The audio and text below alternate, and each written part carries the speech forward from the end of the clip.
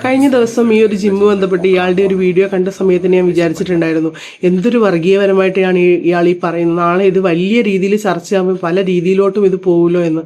സത്യം ഇന്നത്തെ ഒരു ദിവസം കഴിഞ്ഞതോടുകൂടി എന്തൊക്കെ കൊല്ലക്കാണ് ആ ഒരു വീഡിയോസ് ഉണ്ടാക്കിയിട്ടുള്ളത്.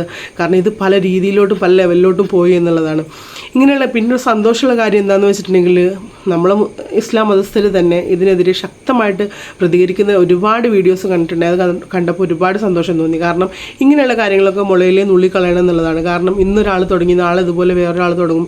ഇന്ന് ജിമ്മാണെങ്കിൽ നാളെ അങ്ങനെ ഓരോന്നും സെപ്പറേറ്റ് മതം അനുസരിച്ച് തുടങ്ങാനാണെങ്കിൽ നമ്മുടെ നാട്ടിൽ അതിനല്ലേ സമയം ഉണ്ടാവുള്ളൂ.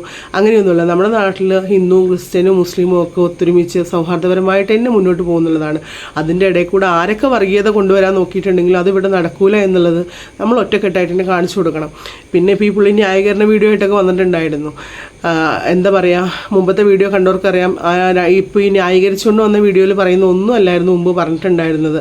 പിന്നെ അതൊരു നാക്കുപിഴവോ അല്ലെങ്കിൽ ചീപ്പ് പബ്ലിസിറ്റിയോ എന്തോ അറിയില്ല. നാക്കുപിഴവായിട്ടൊന്നും തോന്നിയില്ല. ചിലപ്പോൾ ചീപ്പ് പബ്ലിസിറ്റി ആയിരിക്കും ഉദ്ദേശിച്ചിട്ടുണ്ടാവുക. കാരണം ഇത് വല്ലാണ്ട് കോലുകളൊക്കെ ഇങ്ങനെയുള്ള ഈ മതമായിട്ട് ബന്ധപ്പെട്ട കാര്യങ്ങളൊക്കെ ഭയങ്കര ഡേഞ്ചറായ ടോപ്പിക്കുകളാണ്. നമ്മൾ അതൊക്കെ എടുത്ത് കൈകാര്യം ചെയ്യുന്ന സമയത്ത് വല്ലാണ്ട് ശ്രദ്ധിക്കണം എന്നുള്ളതാണ്. ഇങ്ങനെയുള്ള കാര്യങ്ങൾ പറഞ്ഞു വന്നിട്ടുണ്ടെങ്കിൽ അത് മൊത്തത്തിൽ നന്നായിട്ട് സ്പ്രെഡ് ആവുന്നുള്ളത് അറിയുന്നതുകൊണ്ടായിരിക്കാം ഒരു പക്ഷേ ആ രീതിയിലോട്ട് കൊണ്ടത്. എന്താണെങ്കിലും പുള്ളി ഉദ്ദേശിച്ച പോലെ തന്നെ നന്നായിട്ട് പബ്ലിസിറ്റി കിട്ടിയിട്ടുണ്ട്. അതിൻ്റെ കൂടെ തന്നെ നന്നായിട്ട് ചീത്തവിളിയും കിട്ടിയിട്ടുണ്ടാകും. അത് പുള്ളിക്ക് മാത്രമല്ല ചീത്തവിളി കിട്ടിയിട്ടുള്ളത്, ആ ഒരു മതത്തിൽപ്പെട്ട എല്ലാവർക്കും കിട്ടി എന്നുള്ളതാണ്. അതിന് ആ പുള്ളിയൊരു കാരണമായി. ഞാൻ പലപ്പോഴും പറഞ്ഞതിന് മുമ്പത്തെ പല വീഡിയോയിലും ഞാൻ പറഞ്ഞിട്ടുണ്ട്, നമ്മളെ മതത്തിനെ അടിക്കാനുള്ള വടി നമ്മളായിട്ട് മറ്റുള്ളവരുടെ കയ്യിൽ കൊണ്ട് വെച്ച് കൊടുക്കരുത്. കാരണം നമ്മൾ ചെയ്യുന്ന ഏറ്റവും വലിയ ദ്രോഹം അതാണ്. അല്ലാതെ നമ്മൾ മതത്തിനെ എത്രത്തോളം സ്നേഹിച്ചിട്ടും അല്ലെങ്കിൽ മതമനുസരിച്ച് എത്ര ജീവിച്ചിട്ടും കാര്യമില്ല. നമ്മളെ മതത്തിനെ തള്ളി പറയാനുള്ള അവസരങ്ങൾ നമ്മൾ ഉണ്ടാക്കി കൊടുക്കുമ്പോഴാണ് അത് ഇത്രയും ഡേഞ്ചറായ രീതിയിലൊക്കെ ഉണ്ടാക്കി കൊടുക്കുക എന്ന് പറഞ്ഞിട്ടുണ്ടെങ്കിൽ അത് ഭയങ്കര വിഷമം ഉണ്ടാക്കുന്ന കാര്യമാണ്.